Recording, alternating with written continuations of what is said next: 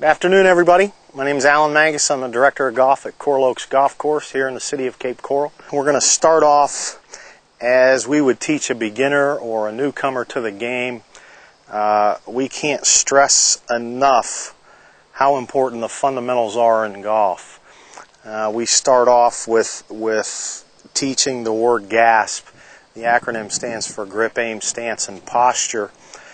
And G stands for grip. That is the very first thing that we try to teach a beginning player. Once again, the grip is the most important, first off because it's your only link to the golf club. Nothing else is holding the club. Your feet aren't holding it, your shoulders aren't holding it, your head's not holding it. That's obvious, but it's very important that you learn to hold the grip the right way with the right pressure, so your hands work together in conjunction with your arms and shoulders and the rest of your body.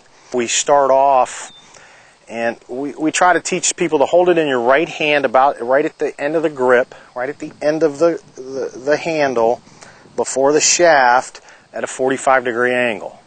Now this is for right-handed players, and the first hand that goes on is your left hand. And what we try to do is we try to place this in the finger line of your left hand. We want to actually place it in that finger line and wrap your left hand around the shaft so the club's almost in the back three fingers up against the palm of your hand and the butt of your hand. We don't want to place the club in the palm.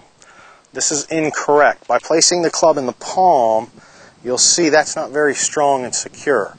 But if we can place it in the fingers and wrap it around, now we've got strength and security. Once we do that, you'll see that this portion of my hand forms the letter V. What we're trying to do is make this V point between our chin and our right shoulder.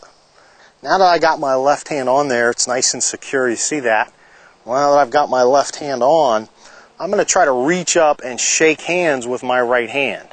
Again, placing the club in the finger line, not the palm.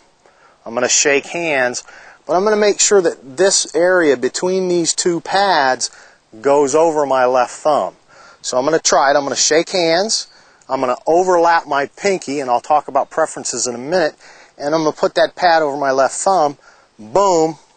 Now you see my V, again on my right hand, trying to point between my chin and my right shoulder, but my two V's, you'll notice, run in the same direction. Getting the hands on properly allows the club to move freely and the hands work together as one unit. That is very key. When we talk about putting the hands on, we also want to talk about grip pressure or tension. I don't want to squeeze this club so tight that I can't move freely. I want this club to be able to move free. I want to hold this club like a live bird or a raw egg. And it's very hard to get used to holding it in a nice, light, firm, constant manner so the club swings freely. Now, we have now the basic grip. This is how I would grip the club. This is how I would take a beginner and try to teach them to grip a club. Right there. I say I would teach a beginner, but if I had a young junior or a senior player who didn't have a lot of strength, we're going to get into some preferences here, I would teach that young junior player or that senior player that doesn't have that strength or flexibility possibly to do what's called a 10-finger grip. And if you'll notice, I have moved my pinky off of my index finger, and now I have all 8 fingers and both thumbs, or 10 fingers, on the club. This will allow for possibly a little more strength and a little more rotation of the club if needed. We'll take stronger players or players with maybe long fingers, and we'll teach them a different variation of this, which is a preference again, which is an interlock grip. Now again, you have to understand that when you interlock, you still want to keep the club in your fingers. I'm going to move my hands down here. You'll notice I have interlocked. See the interlock of my pinky and my index, but I want to make sure that I still put it in my finger line and not down in the palm.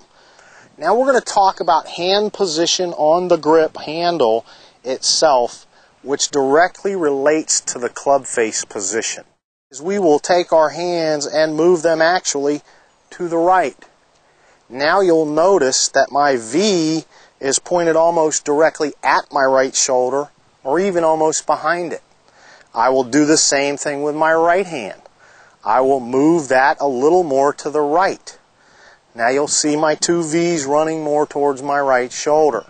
I tend to be more square-faced or neutral or straight up and down the club shaft. You'll also see players that will move the club what's called a weak position or an open face position, actually more to the left. Now all of these positions have nothing to do with strength. They have where the hand is positioned on the club. That's what the basis of them are. One thing that we want to speak of is when we talk about a closed face or a strong grip or a weak grip or an open face, we'll discuss this more when we speak about aim.